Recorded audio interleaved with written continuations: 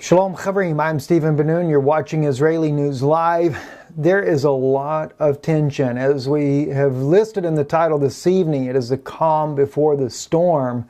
And it is looking like that things are gearing up now for a major showdown in the Middle East, and not looking good at all, friends. We have just a whirlwind of information I want to share with you tonight. We'll look at this as well from a prophetic standpoint. But Russia has been moving in the S-300 system. That's not what you're seeing here on your screen here, but they have been moving in the S-300 system into Syria on a daily basis now. One major aircraft after another landing in Latvia there, getting the S-300 system set up. That is a red line for Israel. And, of course, Russia saying they need this system there in order to protect their own planes from being shot down when Israel is trying to conduct their strikes inside the country. But at the same time, if the S-300 system is being set up inside of Syria, is the Syrian government going to have full access to this system?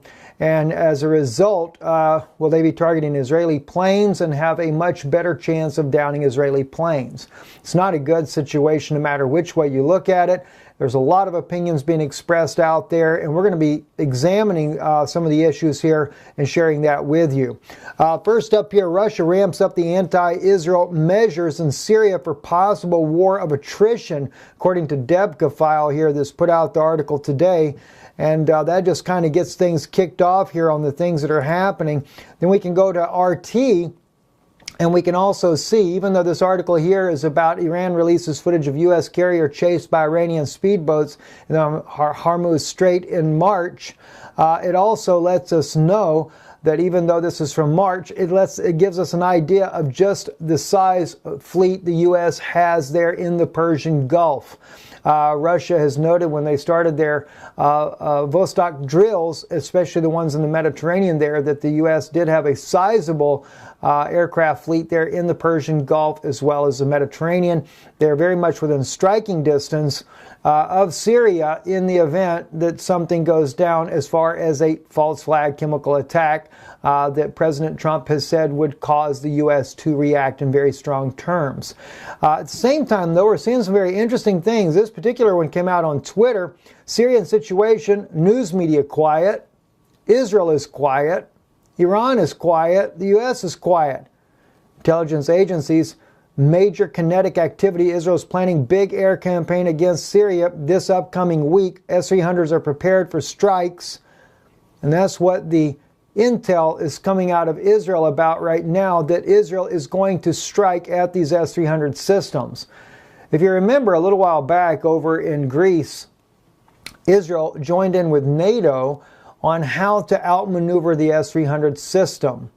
Now, my biggest concern over this is that although I believe that Israel, along with NATO, possesses the power to be able to break the bars of Damascus, if you will, from a biblical standpoint, I also feel like that it would not be done without a loss of life on Israeli side. And this is where things could really begin to heat up. It might be one thing if one Israeli plane goes down as a result of the S-300 system, but if more than one Israeli plane is lost as a result of this new system here, that it's going to turn Syria into a powder keg. And I don't want to see that. I've really been trying to get my own people to wake up, those that are in power. You don't have to get the Israelis to wake up so much, but you have to get those that are in power, who are controlling the power in Israel, to remember that this is the very homeland of the mothers of Israel. And but yet that seems to fall on deaf ears right now, and you can kind of expect that. I mean, after all, Paul said that Israel would return blind. Yeshua said that they were blind.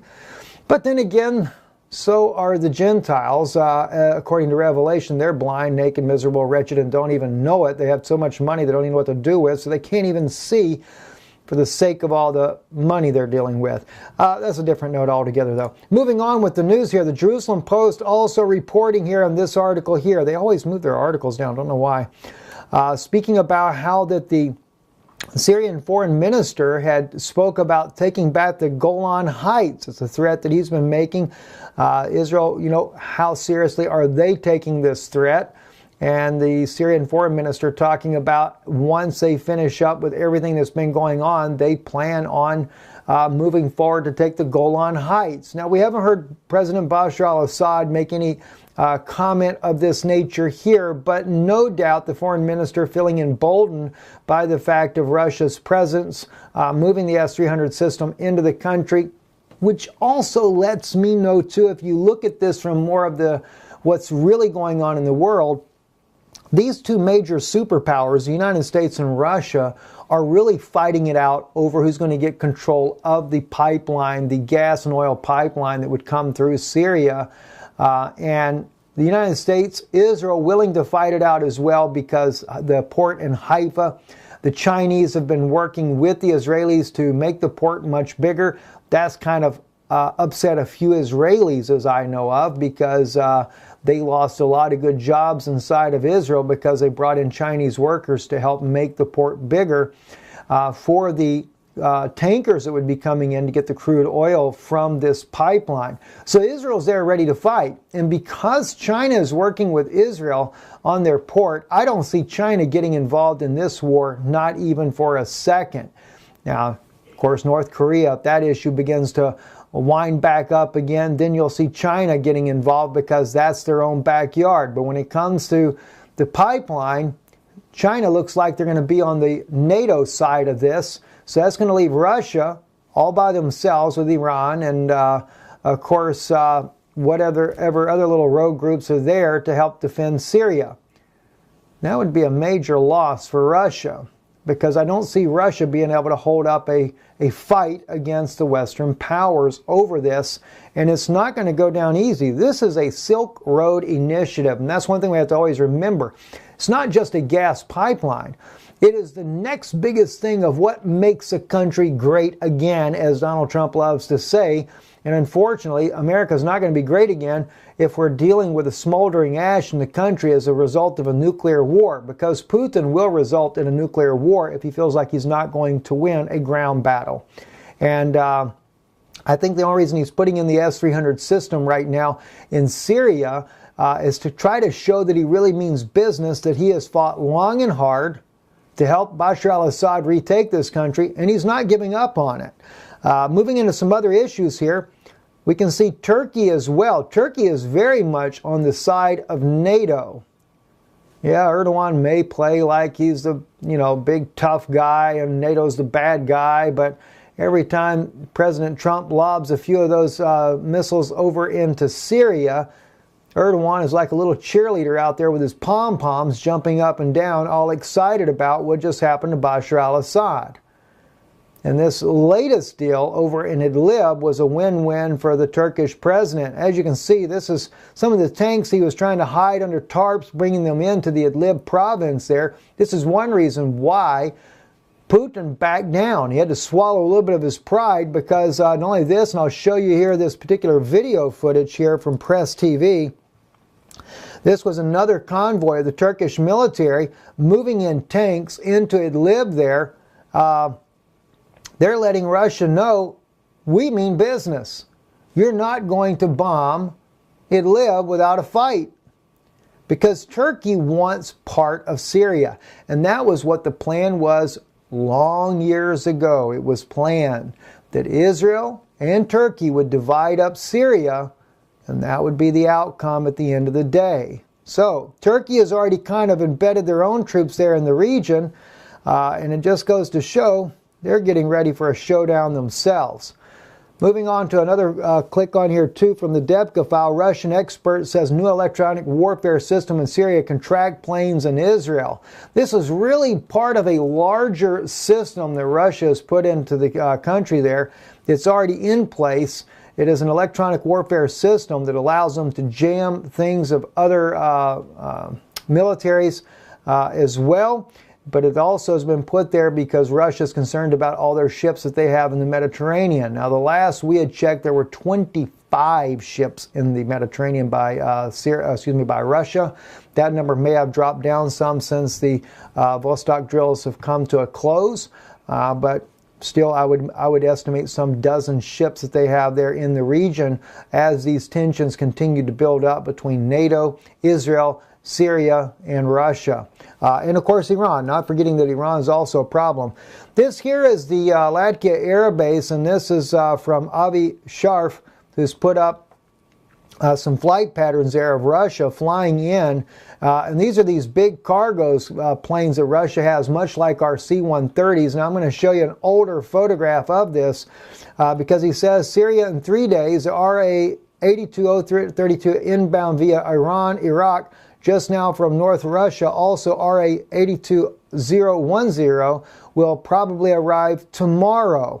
And they're carrying the S-300 system. But back in 2015, this is the S-400 system coming in on these cargo planes that he's talking about on here. And of course, they can get one per plane. And they've been doing this for several days now, one plane after another after another. So it is without question, Russia is definitely meaning business about what it's bringing into the country there to help the Syrian government out. And I think it's more so a show of force and, of course, a show of sincerity that Russia does mean business and that they do want this country to stay in Bashar al-Assad's hands. But NATO is not going to play around either. And I will say one thing. This is from my own sources on the ground inside of Israel there. Israel is not bluffing. Israel will strike. We might get a little bluff from President Trump. You might get a little bluff from Putin. But you're not going to get a bluff from Israel. And it's really sad because at the end of the day, the Syrian people, the children, and the children of Israel pay the price for these deadly exchanges that will be carried out. Moving on with this as well, and I want to just share something with you here in just 1 second. Let's cover a couple other issues here. Israel says ready for UN crossing with Syria to reopen. I think this is kind of an interesting thing that just came out. This came out today in Israel. It's actually October 1st over in Israel already, but Israel is talking about ready to open the UN crossing with Syria. This has been shut down for 4 years. And back when this first shut down, I did a news clip on this when it first happened, and the UN forces that were coming into Israel to get away from this war-torn region with ISIS and the different groups that were fighting the Syrian military there. And I believe it was used to be able to get UN peacekeepers inside of Israel. We'd never really had UN peacekeepers in Israel, and that put the UN forces inside of Israel. Now, we've had UN observers, things like that in Israel for a long time, but not the actual military aspect of it. And I believe that's always been the case there. Now Israel has opened up the door after 4 years, and I think the timing is kind of interesting. And the reason why I say this is because we just mentioned that the foreign minister of Syria is threatening to take back the Golan. Is it a stall tactic? Maybe. Is it something there to try to make sure that Israel has showed the international community that they're trying to bring about the recognition of international law on the border there with the Golan and between that of Syria and Israel? Perhaps it could be a good gesture on Israel's part. I don't want to say it's a bad gesture because it is a good gesture in one way. But at the same time, I also think that this could be playing in for a stall of time as Israel gets ready to take out the S-300 system inside of Syria there. We also have Sputnik reporting that Israel might turn to U.S. for weapons as Syria gets Russia S-300, according to one expert there, that Israel may use this as a sort of arms race, a Cold War with Russia and Syria. Yeah, it's really tough because Putin has had a pretty good relationship with Israel, but you have to understand Putin is also having to deal with the families back home. 15 servicemen were killed, and they've lost a lot of other men inside of Syria over time. And the question is will Russia take care of their own, or will they continue to take a loss of life and not stand their own ground? And I think this is why Putin has had to cave under pressure himself, even though he's got a very close relationship with Prime Minister Putin, and President Putin and Prime Minister Netanyahu, they have a great relationship with each other, but yet at the same time, they both have to answer what goes on back at home. And so this is causing a very serious issue there. I want to share with you, though, when it comes to Prime Minister Netanyahu, this here is an audio clip. You don't get to see the face because we did the news broadcast on an audio recording with Saman Tov sometime back. I don't remember the actual date that we did this recording on. But on this particular excerpt right here, Saman Tov, who is an Israeli believer, I say believer, he believes Yeshua to be the Messiah. He was born in Israel. I guess Saman's got to be in his late 60s, mid 60s, something like that. And Saman is talking about his belief that Prime Minister Netanyahu is the man for the job. And when he's talking about the man for the job, that he would actually cause the war in the Middle East that will cause a reaction against Israel, that will cause 2/3 of the people of Israel to be killed in battle. Now, on this particular interview, Saman Tov had shared with me that God had revealed to him just earlier that Netanyahu was making the covenant with death and hell. Now, as he speaks about, well, I'll tell you what, let's let my good friend Saman Tov, love this brother here. Let me let you hear what he has to say here himself. I'll start playing it there, and maybe I can jump over and give you a little a picture of, well, can't give you the picture. Anyway, just listen into what he has to say here, please. But he was as left-wing as he could ever be, but he hid himself behind a shield called right-wing.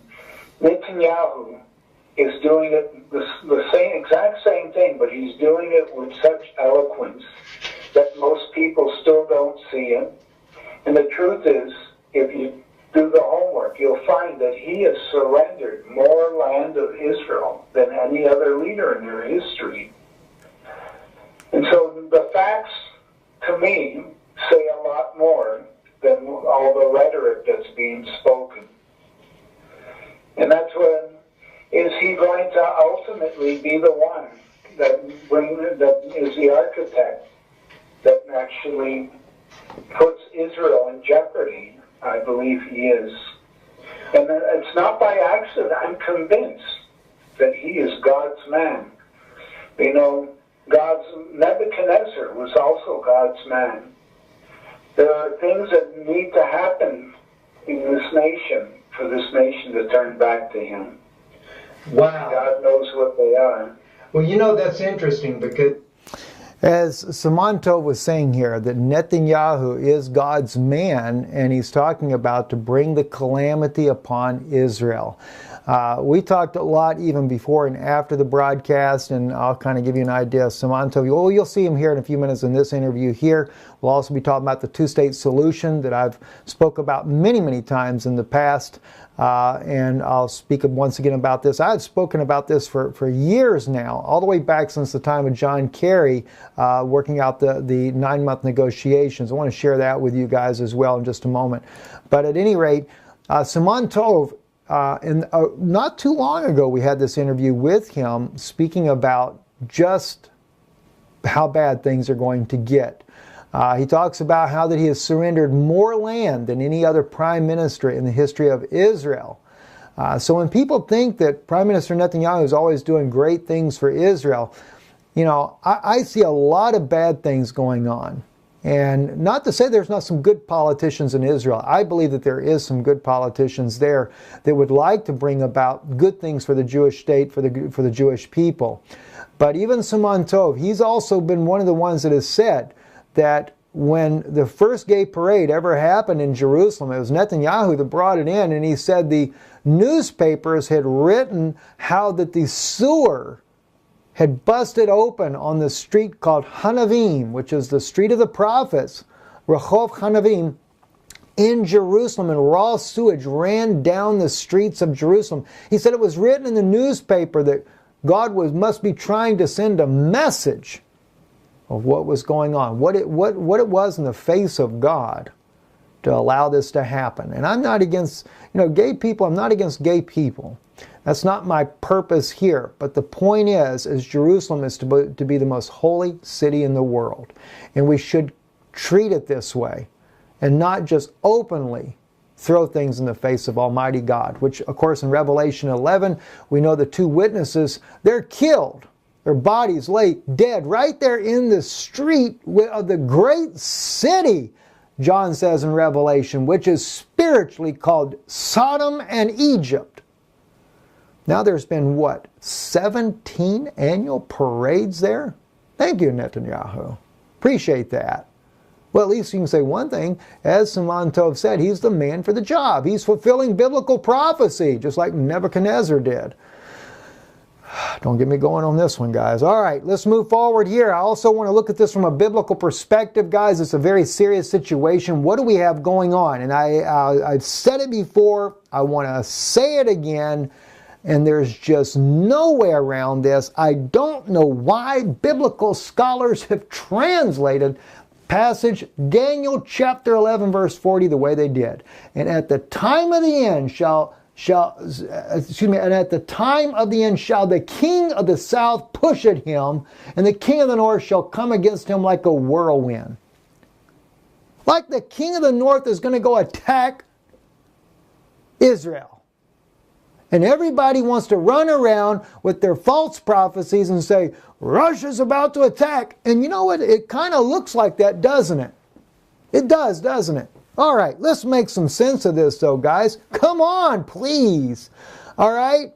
All right, so at the time of the end, the king of the south, all right? Hebrews worded a little backwards here for you. Here's the king, Melech HaNagiv. It's the king of the Negev desert. The Negev desert is Judah. It is the southern part of Israel. That's what we call the Negev, right? So the king of the Negev desert, he's going to what? He's going to push Imo. All right?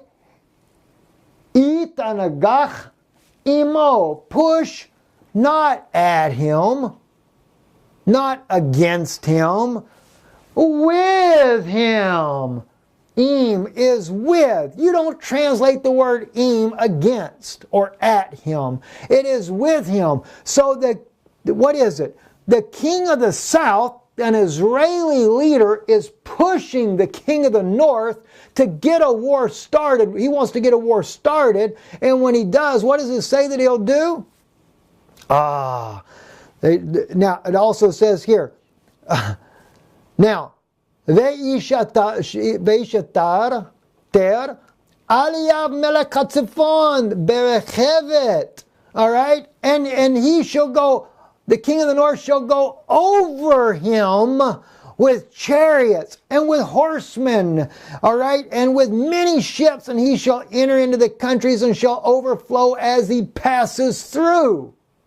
Friends, I've been saying it over and over and over that this passage in Daniel 11:40 has nothing to do with Russia and Israel butting heads. This is Israel and NATO, and the king of the north is the Roman army. I mean, this is even written in the Apocrypha, that the world would end up being bankrupt because of the Roman soldiers. They wear out the money there. You know, what is it, the Apocalypse of Abraham or something? You know, and I can't say that this is an accurate book or anything.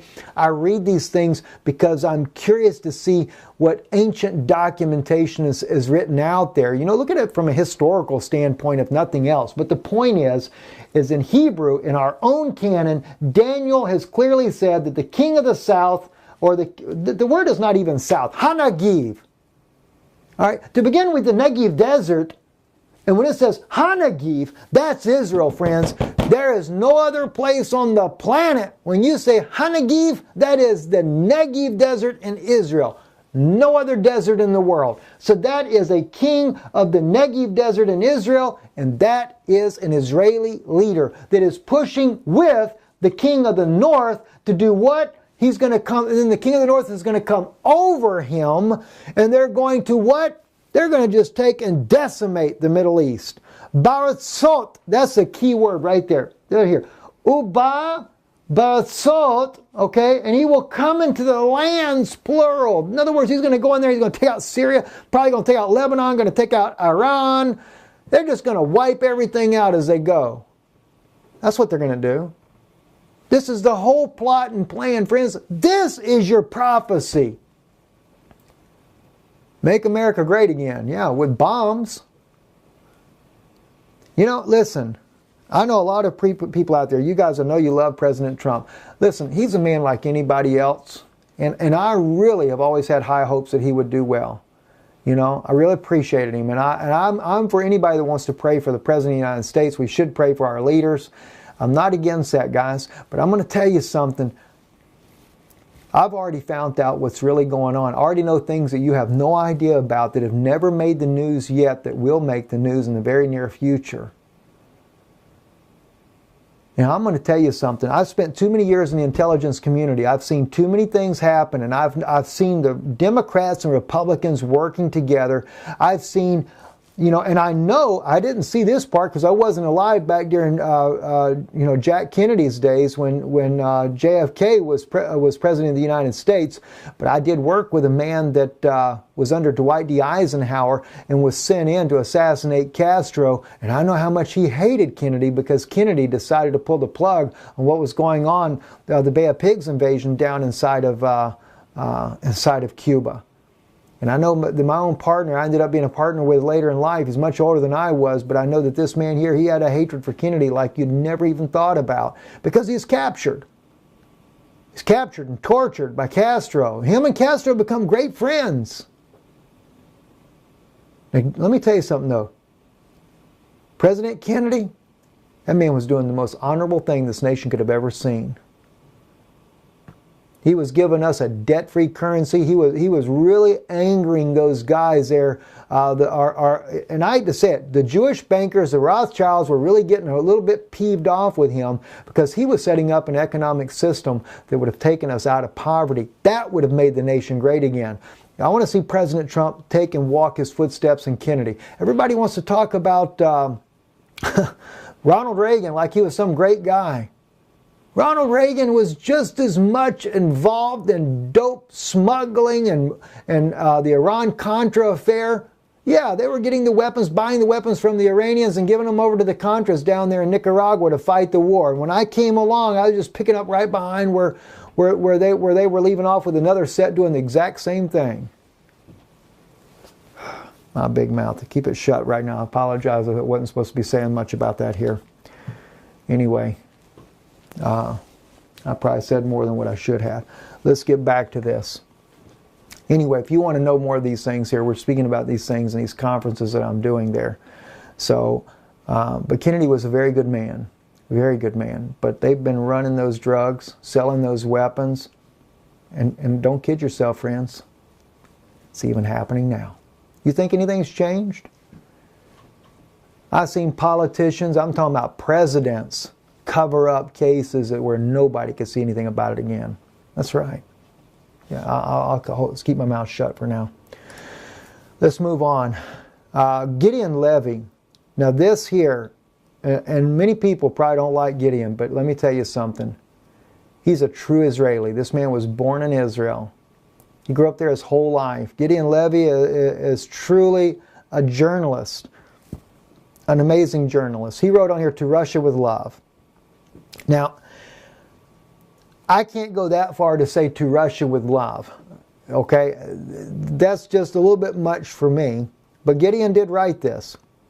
He said, "For the first time in years, another state is saying to Israel, stop right there, at least in Syria. That's the end of it." And he says, "Thank you, Mother Russia." I don't know if Gideon's family is from Russia as far as descendants. I think that Gideon actually is a Sephardic Jew, but I may be wrong on that. But anyway, it says, "A ray of hope is breaking through. Someone is setting limits on Israel. For the first time in years, another state is making it clear to Israel that there are restrictions to its power and that it's not okay for it to do whatever it wants. That it's not alone in the game, that America can't always cover for it, and that there's a limit to the harm it can do. Israel needed someone to get these limits like it needed oxygen. The recent years, Hybris and geopolitical reality enabled it to run rampant. It could patrol Lebanon's skies if they were its own, bombard in Syria's airspace as if it were Gaza's airspace, destroy Gaza periodically, put under endless siege, and continue, of course, to occupy the West Bank. Suddenly someone stood up and said, stop right there, at least in Syria. That's the end of it. Thank you, Mother Russia, for setting limits on a child whom no one has restrained for a long time. You know, now guys, let me tell you something. I love my people and I love my country, Israel, with all my heart. But like I've been saying recently, and I did the message the other day that I encourage you to go listen to if you haven't heard it, what side would you be on? The thing is, our nation is doing things to other people that is just not in line with the commandments that God gave Moses to our people. And there are Jewish people in Israel, plenty of them, like Gideon Levy. Gideon Levy's been in many interviews. In fact, Gideon Levy, the very man that wrote this article on Haaretz, is the very journalist that actually had met with the family and the young man that had his brains half blown out right after Miss Tamimi, the young lady that had been arrested for slapping the Israeli soldier around, when she was arrested and spent a year in prison. And I never will forget, I had one lady make a comment to me and she said, Steve, she deserved to be arrested and serve the year in prison. And I think she was saying because she slapped the soldier around. Now, at the time when this comment was made to me, and I'm sure that the lady that made it, she didn't know either. And so I realized, you know, we say things out of passion because, yeah, I mean, you have to understand, I survived a suicide bombing attack in Israel. I used to hate Palestinians. I have to confess it. And God forgive me, and Palestinian people forgive me, because I realize that the Palestinians are being incited to violence and they're doing things that are wrong as well. Hamas, I know, is a terrorist organization, very bad thing for the Palestinian people. But at the same time, we can't expect to ever have peace unless someone becomes unless Israel truly becomes the light of the nations. And we can't light up the world with bombs. We have to light up the world with love and with understanding and peace. Well, in the case of Ahit Tamimi, this young girl that was put in jail for a year, what I didn't know, that this man here, Gideon Levy, who actually writes the article right here, he had actually went and met with her cousin that had just been shot by Israeli police or soldiers no more than 30 minutes before she smacked the soldier around. She was so angry because the little boy, he survived it, but his whole skull was ripped off. If you see the picture, I've shown it before, it's just totally dropped in. Well, the Israeli government agreed to take the young boy in and operate to save his life. And thank God for the doctors that did it. But let me share something with you. In order to save his life, they had to sign a statement that their son fell from a bicycle. And Gideon Levy, he saw it for himself, and he said, how low do we have to stoop in propaganda? You see, let me say this. I say this with sincerity to Prime Minister Netanyahu, to any other of my people that are in the government, including Rabbi Yehuda Glick. Let me just say to you, my brethren there, and the sisters that are in power as well. This is not the way Moshe, our prophet, Hanavi, the prophet of Shel Yisrael, of Israel. This is not the things that he said to us or taught us to do.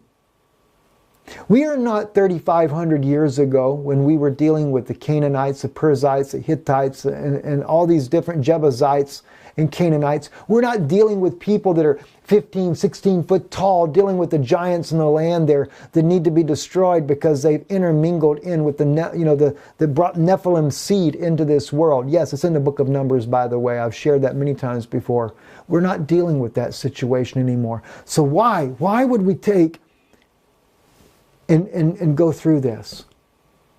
You know how many Palestinian friends I know that have said to me before in Israel, Steve, what happened? Before the Intifada, Gaza was open. Palestinians could come in. We worked in Israel. There was tourism. We were doing well. Little problems here and there. But it wasn't so bad. We could live together and have relatively a decent peace. And then the Intifada come.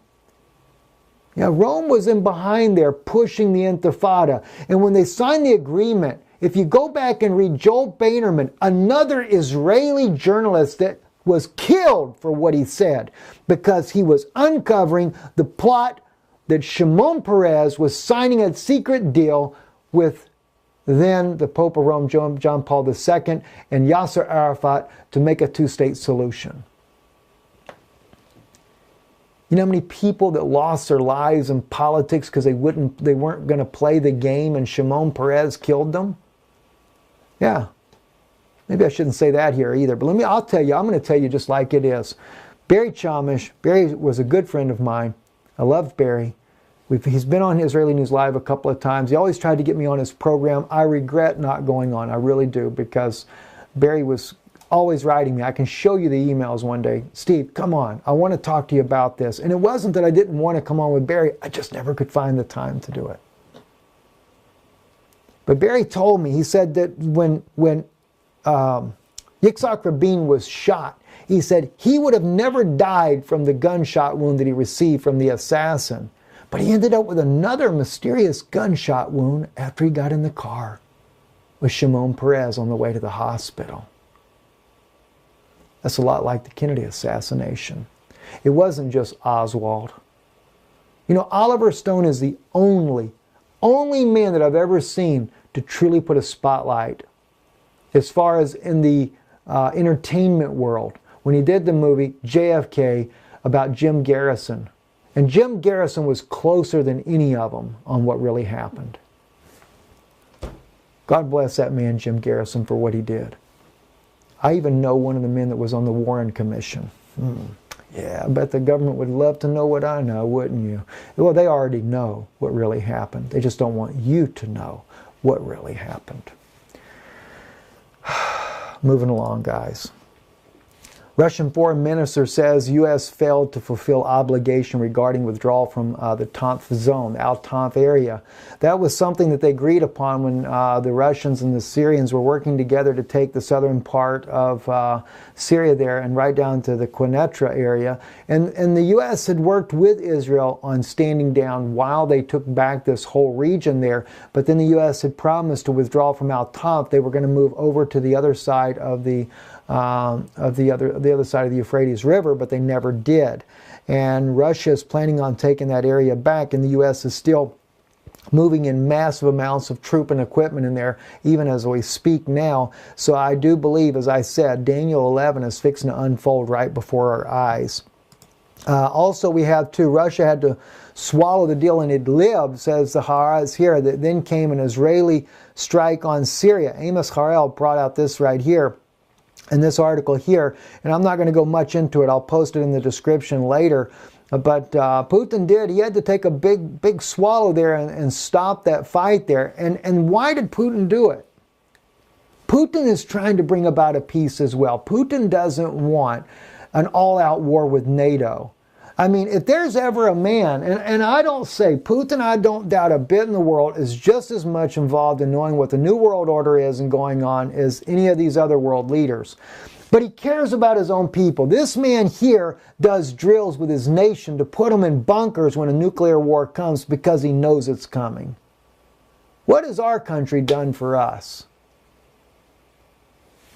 They certainly don't put us in bunkers, and they ain't built none for us either, only for the elite class.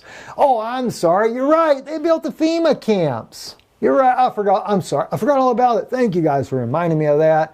I'm sure somebody out there said that just probably as a good little joke. But I'll tell you something, though, about those FEMA camps, too. Isn't it interesting that we have Israeli officers training our Homeland Security how to run our FEMA camps? Doesn't that strike you as a bit odd? It's very odd. You know, if I knew that there was an Israeli that was training my FEMA camp people here in America on how to deal with us Americans when the time comes of a national calamity here, I wouldn't trust them not a single bit. I would know they're part of the deep state that wants to destroy the American people. I would know that that's the type of people that want to see this nation disarmed and all of us end up in concentration camps as sort of a payback, you know, for what happened during the Holocaust. Let me tell you something, I don't go for that. And I lost a lot of family in the Holocaust. I've got stacks of Yad Vashem records of my family members that died in the Holocaust. So I know exactly what I'm talking about on this. We're almost done, guys. Netanyahu at odds with Trump over the two-state solution. Well, yeah, I'm sure he is at odds with him. He don't like what just happened. Day after President Trump explicitly endorsed a two-state solution to the Israeli-Palestinian conflict during a speech at the UN General Assembly meeting, Israeli Prime Minister Benjamin Netanyahu tells NPR he disagrees. For Netanyahu, the conflict solution must involve Israel remaining in complete control of security. Now, that doesn't mean that a two-state solution is not still going to be done, and it doesn't mean that they're not going to allow Israel to have the security control, but they're still going to do a two-state solution. And in fact, this whole war that they're going to do in the Middle East and cause the deaths of thousands of Israelis will force the Israeli people to accept the two-state solution. I have said this for years, that is something that is going to happen. And as far as the two-state solution, how many of you, and if you're there watching on the live broadcast now, how many of you have sit there and listened when John Kerry came up with the 9-month negotiations for the two-state solution, not the same moment he started it, I forget, maybe 2 months before it was getting time for that negotiation to come to an end, God put in my heart and revealed to my heart, this was a fulfillment of the prophecy of Rebekah. In fact, Paul Bagley had me on his program to discuss that very issue. I went on with Brother Paul and I was discussing there on his program and he was trying to pin me down. Do you think they're going to have a two-state? Because I know, Steve, you talked about that, when Rebekah, when she was having the two children in her womb, it was Esau and Jacob, and they were wrestling in the womb, and God had revealed to me that that the reason why John Kerry's 9-month negotiation, it was a parallel to the prophecy. Because I said, what did Rebekah say? She doesn't go ask her husband. She doesn't go ask Isaac. She goes straight to God herself and says, why am I thus? Why are these children fighting in my womb? And God says to her, there are two manners of people in your womb. There are two nations, he says, in your womb. And when they come forth, they shall be separated. And God revealed to me then that John Kerry's 9-month negotiation was a type of that birth of the two children. Now, here's where some have made a mistake, because there's many people have heard that message that's been passed from one ear to another ear to another ear, and now ministers are sharing it, and people don't even have any idea where it first started at. That doesn't matter. Thank God they can share it. But most ministers that mess up on the revelation is they think that the negotiation, that the two-state solution was the Palestinians and the state of Israel, the Jewish people. That's not the two-state solution. That's only what you get before your eyes. And when they did that article, and how many times you guys just thumbs up it? You know, if you know it in there in the chat room, thumbs up, let people know you've heard it many times already. When John Kerry, they came out, I think it was on the New York Times, said that the two-state solution ended in disaster. They didn't come to a deal. And I remember when I was on with Brother Begley, he was trying to get me, I know how I love them, brother. He's just trying to get me to say it. Say it, brother. You believe they're going to do it? I said, I don't know. Because God didn't reveal to me the rest of it. But when it collapsed, the next thing that happened within 30 days, Pope Francis goes to Israel on Mount Zion in the upper room. He has the communion. I said the two-state solution was a success. You have to understand, what were they trying to do? What was Shimon Peres doing in 1993 and 1993 and 1994 with Pope John Paul II and Yasser Arafat? They were working on a two-state solution deal, but the whole point was that the Vatican was to get certain things. This is what it's about. The Palestinians, as Daniel says, that Esau would come up strong, the king of the north comes up strong with a small people. That's the Palestinians. You Palestinian friends, you were used by Rome in order for them to get the two-state solution. Then Mount Zion was handed over to the Pope of Rome. He got 60% of the land of Israel went to the Vatican. They reestablished all back what the Vatican had before Israel ever became a state. And still there's one last thing to do, and that is to make sure that the Pope of Rome gets the old city and the United Nations force will be put there. The only way they can do it, and I've said it back then, I'll say it again, they're going to have a major war here in the Middle East. It's going to affect my people in Israel, and when the people have lost their lives, then they'll be easier. They can bring in that United Nations force. Because what will happen when the war is going on, and if Israel starts getting attacked, then they'll incite the Palestinians to gang into this fight as well. And then there will be need for a United Nations force. That's how they can get the Israeli people to accept the change. Otherwise, it wouldn't happen. Right? Now, I want to show something to you. This isn't back then, but I want to show you about that two-state solution. Now, this is from the video I did January 14th, 2016 with Simon Tov, and this is where Simon Tov talks about a two-state solution that's already been done. Because in 94, Shimon Peres got the agreement and Yasser Arafat agreed to a two-state solution as long as the Vatican got what they wanted.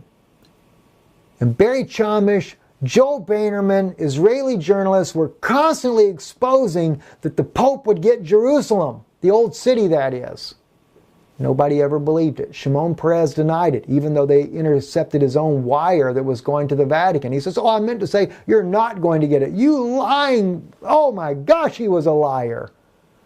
All right? I want you to hear, though, I'm talking to Simon Tov on an interview in Jerusalem 2 years ago, and Simon Tov, first time, tells about that secret deal that was done with Ariel Sharon, where it was already signed. Because the reason I was talking to Simon Tov about this, I was watching the infrastructure. I saw the rail system being built from the airport up to Jerusalem. I was watching, I'd photographed for years, all the major highways coming from different parts of the country right to Jerusalem. Where's all the money for the construction coming from? They were making ready for a two-state solution. Not to mention for the Silk Road and the, That's, by the way, what Trump means about a regional approach. That's a different issue altogether. Listen to this right here. Let me blow up the screen so you can see and hear. To force a two-state solution, something that you cannot force upon the Israeli people, but the infrastructure has already gone in.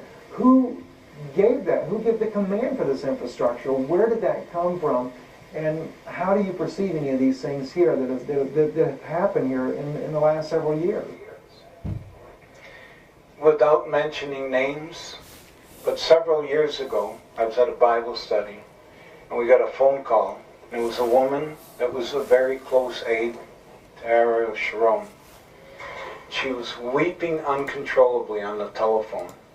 And after a few minutes, finally calmed her down and said, what's going on? She said, I've just been in the boardroom in the Knesset, and there was a number of dignitaries and it was signed by the Prime Minister and all of these different people. Yeah, I don't know if it's important, all the names right now, because I don't want to jeopardize anybody's life. But I'll tell you, there was something put in place at that time, and I've watched, like I just explained to you, I've watched the infrastructure begin to be put in place. People are saying there will never be a Palestinian state. I'm sorry, it's already here. Yes. We've got Palestinian police in Jerusalem. We've got signs that me, a Jew, am not allowed to go into the most Jewish cities in the world. Bethlehem, Shechem, Jericho. If I come to those places, there's a big sign there in red saying, you're not allowed in here and you could be killed. So is there a Palestinian state being assembled? You'd have to be actually retarded not to say yes, because it's there. It's in... Well, you know, Shimon Tov, this is what I have been saying all along. The state... So as you can see, back in 2016 on this interview here, that's been getting close to 3 years ago now. I think that's 2016, June 14th. So it's been 2 years, a little over 2 years ago, not 3 years ago. This was already a done deal. And so I want to bring up one other thing in closing, guys, and then we're going to close. This is something that I hear so much about. People talk about a Psalm 83 war. Psalm 83 is not a war. Psalm 83 is a confederacy. And I'm bringing this up in closing because this is what's happening today. If you look at it, it says, O God, keep not silence, hold not thy peace, and be not still, O God. This is Israel asking God for his mercy. For lo, your enemies are in an uproar, and they that hate you have lifted up the head. That's their leader. Okay? Nasu rosh. Now again, remember, I've said this to you guys many times before. Nasu is also, besides lift up, it's also the word married. They've married their head. That's Rome. That was a covenant they made with Rome. All right? They hold crafty converse against thy people. All right? And take counsel against thy not treasured ones. That's an incorrect translation as well. All right? Where are we at? Okay. Against al-sufanecha, your hidden ones. All right? Now that crafty converse in the Hebrew language, it's like sitting at a council meeting. They're meeting about your people. What to do? What are you going to do with the Jews? How are you going to deal with this? We're going to make a two-state solution. So how are we going to do it? And then they also have to figure out what to do with these hidden ones, which I believe are the witnesses. Right? Now listen, I'll tell you why. What would they need to take any counsel for if someone's hidden, if they're not coming back? I remember Chuck Missler. Dr. Chuck Missler, he asked me when I was at Coeur d'Alene there, at his place there, when we were doing the filming for the documentary on the book I wrote, Yam Suf. Chuck was part of that, and Chuck asked me, we're walking down the hallway, and he said, Steve, who do you think these hidden ones are that is spoken of in the book of Psalms? You know, and I didn't tell Chuck at the time because I didn't know, but one day the Lord revealed it to me within about a 2-month period there, and I wrote Chuck a letter, and I said, Chuck, he thought it was the raptured saints. I said, it's not. It's your two witnesses.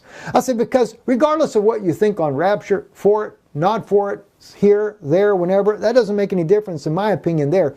The point is, if God was taking out his people and hiding them away, they're not coming back. There's no reason to take any counsel about them. These are already hidden. They're taking a counsel about someone that's already hidden. And how are we going to deal with it? It's nobody else but the two witnesses. Because they know they got to deal with that when they come. They have said, come, let us cut them off from being a nation, that the name of Israel may be no more in remembrance. All right? Now, for they have consulted together with one consent, against thee do they make a covenant. Who does it? The tents of Edom, which is the Romans, and the Ishmaelites, the Moabs, the Hagarites, Gebal, Ammon, Amalek, Philistia, and the inhabitants of Tyre. Assyria also has joined with them. They have been an arm to the children of Lot, Selah. Now what's interesting, to me, this is something that's already come to pass.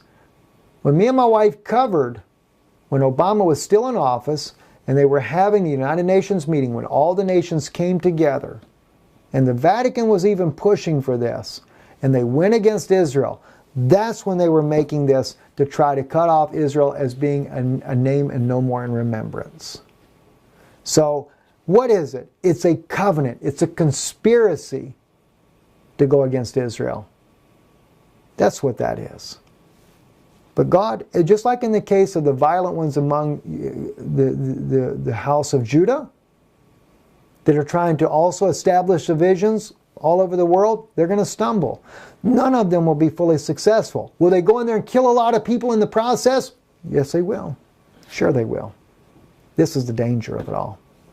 Anyway, I've held you guys for a long time, almost an hour now. I apologize for holding you so long. But anyway, God bless you. I just want to say hello to everyone, and really I want to take the time. I want to thank these wonderful moderators, the sisters that are always there to kind of make sure things are handled correctly. And every once in a while, somebody will send me a message and say, "Steve, I made this comment and they blocked my comment." Listen. I've asked them to really look out for people, and sometimes things do get cut off in there that maybe you don't mean anything by it or anything like that, and maybe it was a good comment. I've actually had some that I've approved later in the actual, when it's posted on our in the comments below. But these sisters are doing a good job, and they're trying to make sure that nothing creeps in that's not good. Because some people, they use the chat room just as a social room there, and they probably didn't hear half of what I said, which sometimes I kind of hate that. I'd rather them really hear what we're talking about. So anyway, but there are things that go on in there that are not good. But anyway, God bless you. Thank you for watching this evening, and please, if you would, if what you hear, if you really appreciate truth, won't you take the time to stand with our broadcast here? I want to I'll take and let me just see if we can find it on here. We've also our address here where you can help support this broadcast. We do need your help, friends. We need your help, and I just want to. Whoop, this looks terrible right here. The way it used to come up normal here, but it's not coming up very normal now. But any rate, this is our address here on the screen. Didn't come up the way it normally comes up, but that's all right. Doesn't matter. You can support by mailing us at Dunoon Institute, 8297 Champions Gate Boulevard, number 442, Champions Gate, Florida, 33896. Or just go on our website, IsraeliNewsLive.org. And we appreciate tremendously your support and help, because it's a tremendous undertaking, and of course also the conferences and stuff that we're working on. Let me just share with you though real quick again about the conference. I'll type it in right here for you real quick. Israeli, Israeli News Live. You can do .co.il or .org, either which way you want to do. If you go to .co.il, it'll take you right to our website as well. We're registered in Israel as a news site as well. But right when you get to our website here, if you go right there, you'll notice here on the screen here, I'll just kind of get out of the way, it says Pensacola Conference. We've already got 4 comments in here, and we also have, we do have a website that you'll be able to register on the Kansas Conference. That I was saying is going to be live today. I was talking to our web guy. It'll actually be tomorrow morning his time. He's over in Europe when that will be up. But anyway, this coming weekend on Sunday, we do have a conference in Pensacola, Florida. So if you would like to attend, click on that on our website, Pensacola Conference. It's 12 noon to 8 p.m. My wife, myself will both be speaking. There's 4 messages. We will have one little dinner break for about an hour and a half for people to grab something to eat. There'll be coffee and water served there as well. We are limited to only 50 people. So it's very limited. I don't like charging a registration fee, but because, again, When we do this, if people register for free, then I have to tell people it's closed, nobody else can come. The next thing you know, maybe only 30 people will be there, and then 20 seats were left open when somebody else would have liked to have come, and I had to turn them away. So we do have a $20 registration fee. That'll help cover the cost of the event and just a little bit of expenses that we have on getting there, etc. So that's what that's for there. But anyway, at any rate, the way you would do it, if you follow the instructions, it's at the Holiday Inn Express, Pensacola, Florida, at 130 Loblolly Lane. All right. I've got the hotel is just hyperlinked. You can click on it, get more of their information, but their phone number is there if you need directions. They have a few rooms left from what I understood. It's $119 a night for 2 queen beds, etc. $99 a night on Sunday night, but Saturday is a little bit more expensive, they told me. And also I noted on here, very detailed instructions. Please read if you're planning on coming. I need for you to make a comment on the article that you're coming. And then when you go to donate, what's going to happen is it says here the donate button, which if you just click on that, it takes you straight to the part where you can donate. But then it asks you the question, add special instructions to the seller. I asked to put in there Pensacola Conference because people normally, when they come on, a lot of times people donate $10, $20, things like that to help with the ministry. And we don't know who's who. So unless I can match it with you've made it there, even if you didn't put a comment that you're coming in the comment section, and I can see that you've already done it in the donation part of our donation part, as long as you put Pensacola Conference, then I know you're coming and everything will be okay. But I've asked for people to make the comments though, and the reason being is I need to be able to match the names there with those that are actually already made the donation to be able to be there. So I appreciate that. We thank you. Looking forward to getting to meet you as you come there. And we're very excited about it. So we'll be there probably about an hour early just getting set up. And I got a lot of work to set up. So if you happen to get there, just bear with me. I won't be able to say a whole lot until we get things set up there, but I know it will be a blessing to many of you that are coming. You're going to learn a lot of things, and you'll understand too why we make the stand we make. There's a lot of things that we know, we just have never said here.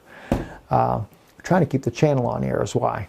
Anyway, God bless you. Thank you for watching. I am sorry for being so long today. I didn't mean to go this long on here. But pray for us. Pray for the peace of Jerusalem. Pray for our people in Israel. Pray that their eyes will come open. Pray for those believers over there that are witnessing to our people over there. And if you're traveling there, be a light. Be a love of Christ for my people that they can recognize Christ in you. You know, your life will speak louder than words. And believe me, the last thing we need, though, is patting us on the back for blowing up all our neighbors. We don't need that. I do support Israel's right to defend themselves. I'm not saying that I don't. I do. Israel does have a right to defend themselves from exterior threats. But I'm afraid that our government is bringing more of that upon us than what we should. I'm Stephen Ben-Nun. You're watching Israeli News Live. Erev Tov.